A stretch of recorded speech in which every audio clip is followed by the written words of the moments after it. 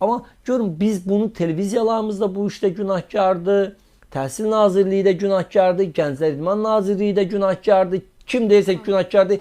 Dini qurumlarla iş üzvlər şöbə də günahkardır.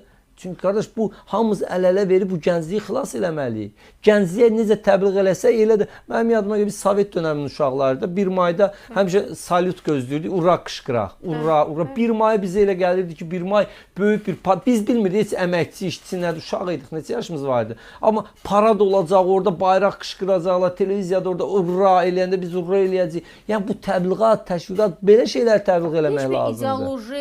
Yox, nədir? Bax bizim ideoloji xəttimiz nədir Seyid xanım? Bax o qızıl elma deyir Türklərdə. Məsələn bizim qızıl almamız nədir? Hədəfimiz nədir? Gəncliyimiz deyir biz komsomol. Komsomol nədir? Kommunist gənci yetişdirir. Bir kommunist obraz. Amerika nə deyir? Amerika.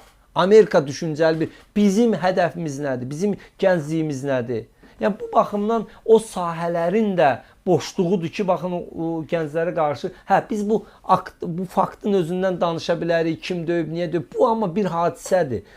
Buna gətirən səbəbləri araşdırmaq lazımdır. Məktəblərdə müəllimlərin tərbiyəsi, müəllimlərin özünün, müəllimlər bütün günü TikTokda baxın, bəziləri də dırnaqarası. Görün nə oqqa verir. Onu orada baxan şagird gəlib o müəllimdən nə həyat dərsi öyrənəcək, nə dərs keçəcək.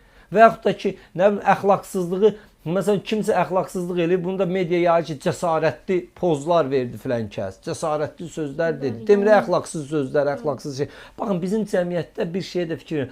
Son dönəmin fenomenlərinə baxın. Heç biri sağlam, normal həyat tərzi keçirən adamlar deyil. Fenomen nədir? Yəni, bu və ya digər səbəbdə məşhur olurlar. Və niyə bir profesör, bir Rəşid doktor var idi, onu da unutturdular, getdi. İndi kimlər? Üzr istəyirəm, gic-gic hərəkətlər eləyənlər, özünü ortalığa qoyanlar filanlar, toylarına çağırırlar. Mənə maraqlı deyir, o gün bir xanım vardı, onu da həbs elədilər, getdi o şeir filan deyirdi. Əvvəldə normal şeirlər zadı da varmış, kitabı sonra görüb ki, yox, düşmür. Düşdü ortalığa, deyir, mənə toya aparırlar, deyir, bu nə divijeniyadır, qafiyəsə. Yəni sən, baxın, biz hansı səviyyəyə gəlmişik, ən əziz günümüzdə biz gəlib belə səviyyəsiz bir şey görmək istəyirik. Toylarımızı üzdən İraqlar aparır. Maraqlı düzənlər, müğənniklər xeyir dua verir, məsələn, gənclərə. Allahdan, dindən danışır, ailədən da. Bu məsələlər təbliğatdan, biz əgər bunun vaxtında müdaxilə eləməsək, Sevinç xanım, bizim gəncliyimiz bizim olmayacaq. Sonra sən 100 bayraq qalırsan, Zəngəzuru da al, istəyirsən Dərbəndi də al, Cənubi Azərbaycan, fərqi yoxdur. Onun üzərində yaşayan o torpağın qədrini, o bayrağın qədrini bilməyəcəksə, o heyf olan məsələlər olacaq. Yəni mən burada yenə deyirəm, o cinayət faktı inşallah açılacağına əminəm tez zamanda. Çünki bu məsələlər o qədər qapalı qalmır.